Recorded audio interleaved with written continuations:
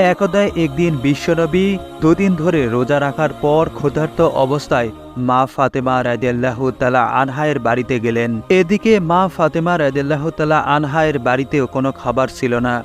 কিন্তু মা ফাতেমা রাদিয়াল্লাহু তাআলা আনহা বিশ্বনবীকে দেখার পর তিনি বুঝতে পেরেছেন তার আব্বাজান অনেক ক্ষুধার্ত। আর বিশ্বনবী ফাতেমার ঘরে প্রবেশ করা মাত্রই বুঝতে পেরেছে যে ফাতেমার ঘরে কোনো খাবার নেই। তখন বিশ্বনবী ফাতেমার দিকে তাকিয়ে মুচকি হেসে বললেন, ও ফাতেমা, আমি এদিক দিয়ে যাচ্ছিলাম, তাই তোমাকে একটি বার দেখার জন্য আমি তোমার কাছে আসলাম। এটি বলার পর বিশ্বনবী ফাতেমার ঘর থেকে বেরিয়ে গেল। কিন্তু এদিকে মা ফাতেমা রাদিয়াল্লাহু তাআলা আনহা ঠিকই বুঝতে পেরেছিলেন তার আব্বাজান বিশ্বনবী হযরত মুহাম্মদ সাল্লাল্লাহু আলাইহি ওয়াসাল্লাম ক্ষুধার্ত অবস্থায় তার বাড়িতে এসেছিলেন। এরপর মা ফাতেমা রাদিয়াল্লাহু তাআলা আনহা ক্রন্দনরত অবস্থায় নামাজে বসে গেলেন। এরপর মা ফাতেমা রাদিয়াল্লাহু তাআলা আনহা 2 রাকাত নামাজ পড়ার পর আল্লাহ সুবহানাহু ওয়া তাআলার কাছে হাত তুলে দোয়া করতে লাগলেন এবং বললেন, হে রহমানুর রহিম, আপনি আমাকে যত পারেন কষ্ট দিন, কিন্তু আমার আব্বাজানকে কোনো কষ্ট দিও না। এরপর মা ফাতেমা যখন মোনাজাত শেষ করলেন তখন তিনি লক্ষ্য করতে পারলেন যে তার ঘরের মধ্যে কে যেন এসে খাবার দিয়ে চলে গেল। এরপর মা ফাতেমা রাদিয়াল্লাহু তাআলা আনহা এতগুলো খাবার দেখে অত্যন্ত খুশি হলেন এবং বিশ্বনবীকে তার বাড়িতে ডেকে আনলেন।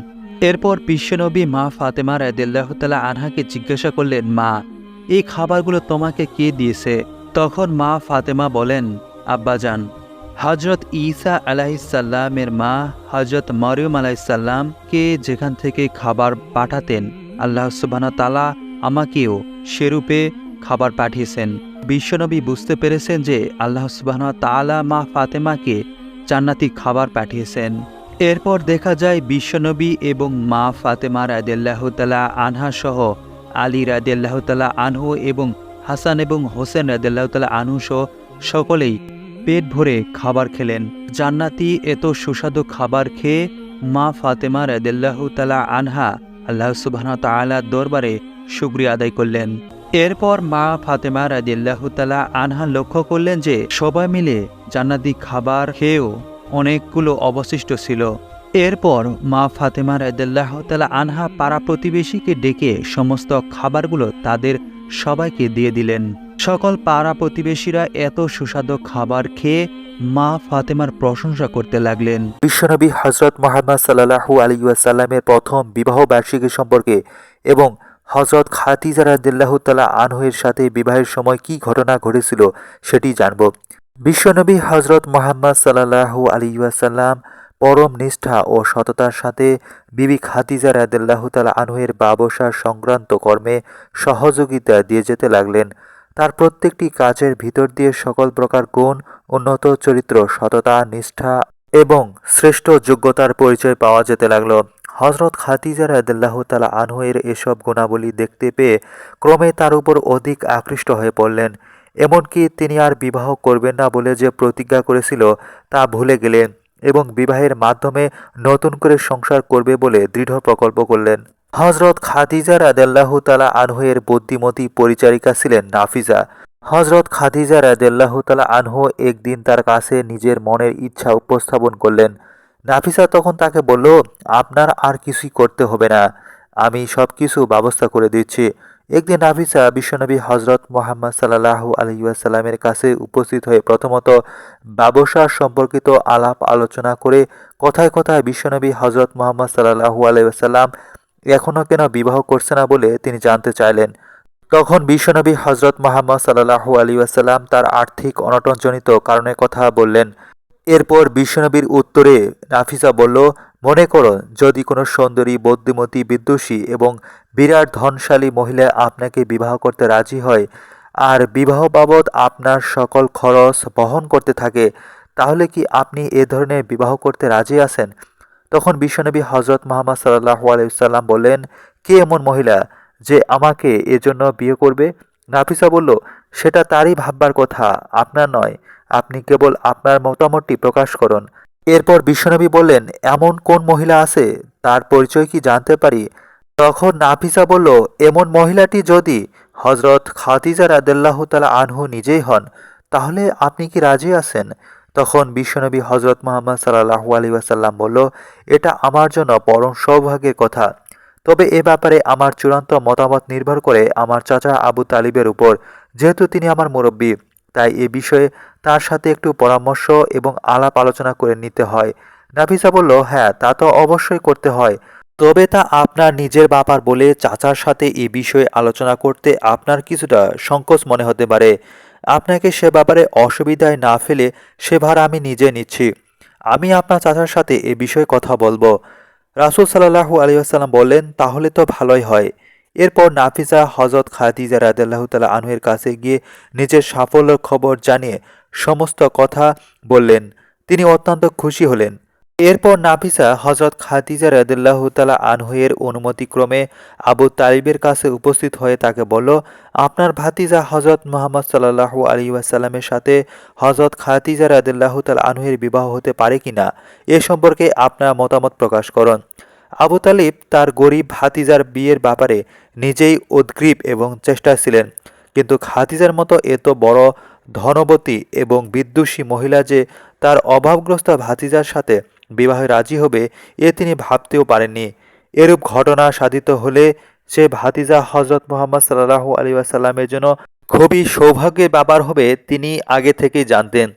তবুও নাফিসার কাছে নিজের মনের কথা মোটামুটিভাবে প্রকাশ করে এমন জবাব দিলেন যে ভাতিজা হজরত মুহাম্মদ সাল্লাল্লাহু আলাইহি ওয়াসাল্লামের সাথে আলোচনা করে তার মতামত না জেনে আমি চূড়ান্ত করতে পারছি না। তবে আমার ব্যক্তিগত মতামত হলো এটা খুব ভালো প্রস্তাব। নাফিসা বলল, আশা করি তিনি এ ব্যাপারে রাজি হবেন। তবে আপনি তার সাথে পরামর্শ ও আলাপ আলোচনা করে এ প্রস্তাব উত্তম মনে করলে আশা করি আপনি পাত্রের পক্ষ থেকে প্রস্তাবটি পাত্রীপক্ষের মুরব্বীর কাছে উপস্থাপন করবেন। এটি বলার পর তখন নাফিসা সেখান থেকে বিদায় নিল। তারপর আবু তালিব খুব খুশি মনে বিশ্বনবী হজরত মুহাম্মদ সাল্লাল্লাহু আলাইহি ওয়াসাল্লামের সাথে এ বিষয়ে কথাবার্তা বলে স্থির সিদ্ধান্ত গ্রহণ করলেন। তারপর আবু তালিব হজরত খাদিজা রাদিয়াল্লাহু তাআলা আনহুয়ের পক্ষে ওমর ইবনে আসাদ এবং ওরাকা ইবনে নওফলের কাছে হাজির হয়ে প্রস্তাবটি পেশ করলেন। এটি শোনার পর তারাও খুব খুশি হলেন। আবু তালিব নিজেই খাদিজার পরীক্ষীয় ওই দুই ব্যক্তির সাথে বিবাহর সকল শর্তাদি এবং দিন তারিখ নির্দিষ্ট করে ফেললেন। এ সময় বিশ্বনবী হজরত মুহাম্মদ সাল্লাল্লাহু আলাইহি ওয়াসাল্লামের বয়স 25 বছর এবং হজরত খাদিজা রাদিয়াল্লাহু তাআলা আনহুর বয়স ছিল 40 বছর। এরপর দেখা গেল বিয়ের তারিখ ঠিক হয়েছিল 10 রবিউল আওয়াল। নির্ধারিত সময়ে মহানবী হজরত মুহাম্মদ সাল্লাল্লাহু আলাইহি ওয়াসাল্লামের পক্ষ থেকে আবু তালিব, হজরত আমির হামজা, হজরত আব্বাস এবং আরও কতিপয় গণ্যমান্য ব্যক্তি ও আত্মীয় স্বজন আর হজরত খাদিজা রাদিয়াল্লাহু তাআলা আনহুর পক্ষে তার চাচা ওমর ইবনে আসাদ, ওরাকা ইবনে নওফেল এবং আরও কিছু সংখ্যক গণ্যমান্য লোক ও আত্মীয় স্বজন হজরত খাদিজা রাদিয়াল্লাহু তাআলা আনহুর বাড়িতে হাজির হয়ে শুভ বিবাহ সম্পন্ন করে দিলেন। এরপর উক্ত বিবাহ অনুষ্ঠানে বিশ্বনবী হজরত মুহাম্মদ সাল্লাল্লাহু আলাইহি ওয়াসাল্লামের চাচা ও অভিভাবক আবু তালিব উঠে দাঁড়িয়ে একটি সংক্ষিপ্ত ভাষণ দিলেন। তিনি উপস্থিত ব্যক্তিদেরকে লক্ষ্য করে বলল, সকল প্রশংসা সে মহান রাব্বুল আলামিনের, যিনি আমাদেরকে মহামান্য নবী হজরত ইব্রাহিম আলাইহিস সালামের বংশে জন্মগ্রহণ করার সৌভাগ্য দান করেছেন আর কাবাঘর রক্ষণাবেক্ষণ করার সৌভাগ্য প্রদান ও সম্মানিত করেছেন। তারপর আমি আপনাদেরকে বলতে চাই যে আমার ভাতিজা হজরত মুহাম্মদ সাল্লাল্লাহু আলাইহি ওয়াসাল্লাম অর্থের দিক দিয়ে নিঃস্ব হলেও সে সর্বগুণে গুণান্বিত যুবক। একথা আমি খুব গর্বের সাথে উচ্চারণ করছি। আমার দৃঢ় বিশ্বাস যে আরবের প্রতিটি লোকই আমার একথা সমর্থন করবে। এমন বক্তব্য দেওয়ার পর তিনি তার বক্তব্য শেষ করলেন এবং আল্লাহ সুবহানাহু ওয়া তাআলার শুকরিয়া আদায় করলেন। বিশ্বনবী হযরত মুহাম্মদ সাল্লাল্লাহু আলাইহি ওয়াসাল্লামকে কেন বিষ প্রয়োগ করে হত্যা করার চেষ্টা করা হয়েছিল? মুসলমানগণ খাইবর বিজয়ের পরে ইয়াহুদিগণ বশ্যতা স্বীকার করলেও কোনো ব্যক্তি মুসলমানদের ধ্বংস এমনকি হুজুরে পাক সাল্লাল্লাহু আলাইহি ওয়াসাল্লামকে হত্যা করতে তৎপর ছিল। ইয়াহুদি বীর মারহাবের ভাই সালামের এক স্ত্রীর নাম ছিল জয়নব। তার হিংসায় জ্বলন্ত শিখা অন্তরে দাউ দাউ করে জ্বলেছিল, কিন্তু সে তা চেপে রেখে বাইরে ভালো মানুষের আকৃতি ধারণ করেছিল। একদিন সে বকরির মাংস রান্না করে হজরত মুহাম্মদ সাল্লাল্লাহু আলাইহি ওয়াসাল্লাম ও তার কতিপয় সাহাবীদের খাবারের জন্য দাওয়াত করল। ওই মহিলা বকরির মাংসের সাথে ভয়ঙ্কর বিষ মিশিয়ে রেখেছিল। অন্যদিকে সুসম্পর্ক বজায় রাখার খাতিরে বিশ্বনবী হজরত মুহাম্মদ সাল্লাল্লাহু আলাইহি ওয়াসাল্লাম তার কতিপয় সহচর সহ ওই মহিলার ঘরে দাওয়াত রক্ষার জন্য উপস্থিত হয়েছিলেন। তাদের সম্মুখে খানা পেশ করা হলো। বিশ্বনবী হজরত মুহাম্মদ সাল্লাল্লাহু আলাইহি ওয়াসাল্লাম এক টুকরা গোশত উঠিয়ে মুখে দিলেন। সাথে সাথে গোশতের টুকরা বলে উঠল, ইয়া রাসূলুল্লাহ, আমার সাথে বিষ মিশ্রিত আছে, আপনি আমাকে খাবেন না। তখন হজরত মুহাম্মদ সাল্লাল্লাহু আলাইহি ওয়াসাল্লাম গোশতের টুকরাটি ফেলে দিলেন এবং সাথী সাহাবীদেরকে ওই গোশত খেতে নিষেধ করল। দুর্ভাগ্যবশত একজন সাহাবী আগেই কিছু গোশত আহার করে ফেলল। এরপর বিষক্রিয়ায় তিনি শাহাদত বরণ করলেন। তারপর ওই মহিলাকে ডেকে এনে জিজ্ঞাসা করল, তুমি এ গোশতে বিষ মিশিয়েছিলে কেন?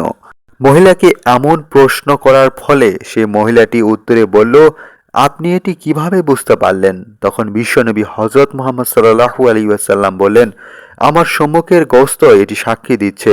এবার মহিলা বলল, আপনি সত্য নবী কিনা তা পরীক্ষা করতেই আমি এটি করেছিলাম। এখন বুঝতে পারলাম আপনি সত্যি আল্লাহর নবী। ইয়াহুদী রমণী তখন নবী করিম সাল্লাল্লাহু আলাইহি ওয়াসাল্লামের নিকট ক্ষমা প্রার্থনা করল।